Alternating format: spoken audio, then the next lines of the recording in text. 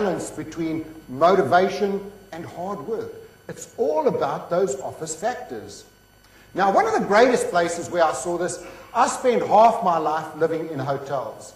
Most hotels that I go into, you go in and I'll stand for 10 minutes before somebody will look up and serve me. Dubai, one of my favorite cities in the world, I go there 3 or 4 times a year. And a couple of years ago, I said to my wife, we're going to go there on holiday. So I phoned a friend of mine. I said, book me into the Jumeirah Beach Hotel. He says, no. You're not going to the Jumeirah Beach Hotel. Go to Le Royal Meridian. He says, that's where you're going to see people where they set standards, where they create the right kind of hygiene factors. Just go and see what it's all about. So I say, okay. And I book, but I book on a bed and breakfast basis only. I hate hotel food. I said to my wife, every night we'll take $100. There's so many great restaurants in Dubai. We'll go to a different restaurant every night. Well, we arrive at the hotel, and as we walk in, we welcome so warmly. Mr. Furness, Mrs. Furness, come and sit in the lounge, some orange juice. And we start to feel good. The young lady says to me, I see that you've booked on a bed and breakfast basis only. We have 8 restaurants in the hotel. They are all fantastic. Because it's your first time at this hotel, any evening meal at any restaurant, free. Now, I want to tell you there's not many words that motivate me, but free, I love that word. I said to my wife, this is great, free food. Within 2 hours, everybody knew our names. I don't know how they did that. We'd walk past a chambermaid, they'd say, morning, Mrs. Furness. My wife said, what's going on? This is scary. How do they know my name? That evening, we go down to the Italian restaurant. I said to the waiter, what's the steakhouse like? He says, oh, the steakhouse, the steak just melts in your mouth. I said to my wife, that's it. We're not moving out of this hotel. Every night, we're going to go to a different restaurant, because it's free. And then, the $100 that we were going to spend, we'll spend on all kinds of other gifts and presents in the hotel. Next morning, I go down to the swimming pool, and I'm a mad South African. I talk to everybody. There's a guy sitting next to me. I said, you know how lucky I am? I booked on bed and breakfast. All my evening meals free. What do you think of that? He says, me too. And I just realized what a great strategy it was. Under-promising, over-delivering. We went down to the swimming pool. Normally I pay $5 for a bottle of water. Free water. You know, at the end of it, I wanted to find out what kind of person created this incredible atmosphere with the right standards, the right kind of people. A young lady that had taken over the hotel 2 years before. That hotel was at the bottom of the Meridian Group. When we went there, #1 in the world. Right now, every year, she wins all of the prizes.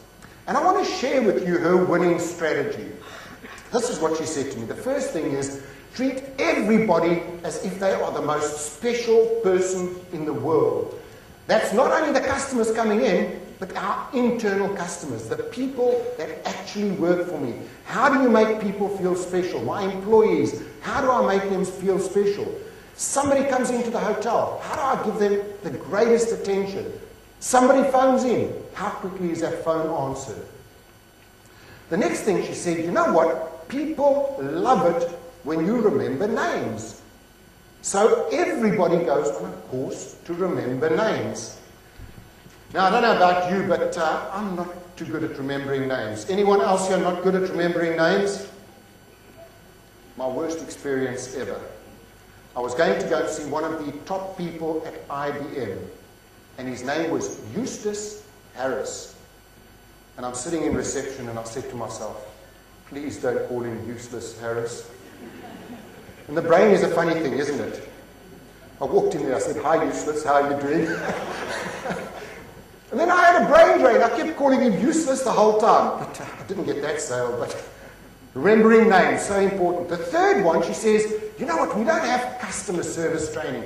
Everybody talks about customer service. We have quality awareness. Our hotel is all about quality. Everybody's got to be aware of quality. The next thing she says, you know what?